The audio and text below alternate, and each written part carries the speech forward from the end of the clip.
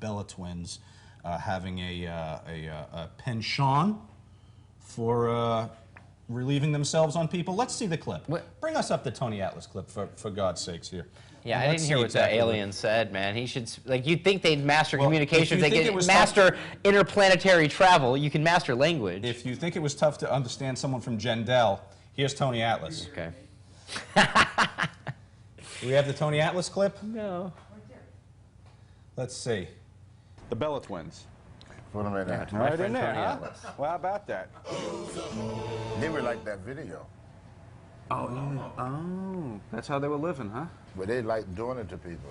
Did you get a bit of a show? No, I just hear in the dressing room some guys they did that to. They wait for you to fall asleep and they go and pee and crap on you.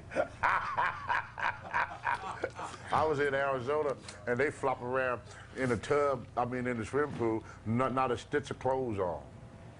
Good for them. I went to my room. All right, so as we heard from Tony. Yeah. Wait for men to go to sleep and then maybe go in and relieve themselves on them. While they're asleep? That doesn't sound fun for anybody. Some guys play video games, other guys read their Kindle, some guys get shit on. What do you want? Yeah, but when they're sleeping, I would think that's like an awake deal. Maybe it was their form of a rib. Yeah, I don't know. I think you should stick to shitting in a bag. It's tradition. Yeah. What is it with wrestlers and shit? They're fecally inclined. I don't know. I'm not into talking about my bowel movements too frequently. But some people are. Ribs. Shane Douglas said it's a shitty business. That's the reason. Sergey from Russia is back, thank God. In New Jack's U-Shoot, he answered the question about ECW guys who look tough but are pussies in real life.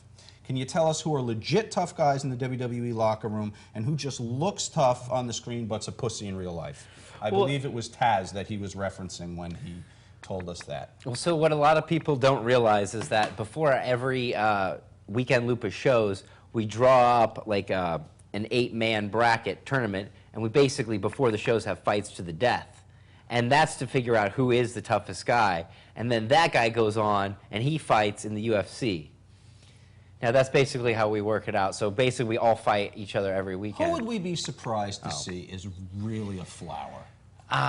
Well, I mean, I guess everybody's heard the story of how Sheamus got dropped by Yoshi, so I think that sort of makes you soft. But I also will say Sheamus is tough because he literally broke his hand in a match, ramming me into a pole, and didn't even miss a beat. He's actually one of the toughest guys. Maybe he's just got a soft chin. I don't know. I don't know what happened. Do you get along with Sheamus?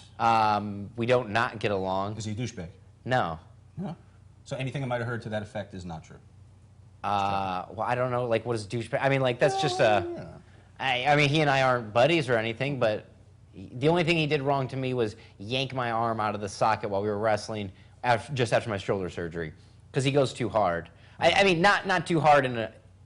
Ooh, that sound's killing me. But, yeah, I mean, like, it's not like...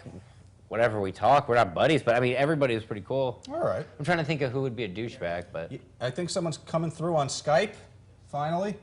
Here we go. You're live with Matt Sydal and me.